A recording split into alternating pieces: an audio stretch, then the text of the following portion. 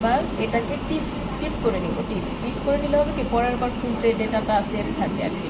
ডাটাতে যাব, এক্সপোর্ট ডাটাতে যাব, এরপরে যেটার নাম JPG2 দেওয়া, এটার নাম আমরা এবিসি দিব, কারণ এটা এবিসি এর টিপ ফাইল। আচ্ছা, এটাই কি কোথায় সেভ হবে? ডিজিটালাইজেশন না রে? হ্যাঁ, এটাই এভাবে স্যারকে দিলে স্যার আমি যে কাজটা করছি ওইটাই পাবো। হ্যাঁ। এখন আমি ডেস্টিনেশন সিলেক্ট করে দিব, যেটা কোথায় সেভ হবে। এই যে আমাদের এবিসি ফোল্ডার।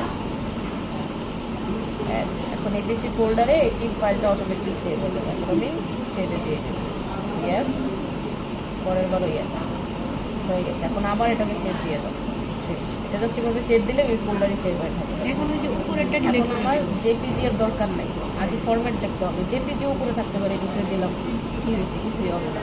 এখন জেপিজি ফোল্ডার দরকার নাই, আমি টিপ করে নিচ্ছি। এখন জেপিজিকে আমি রিমুভ দিয়ে দিই, শেষ। এভাবে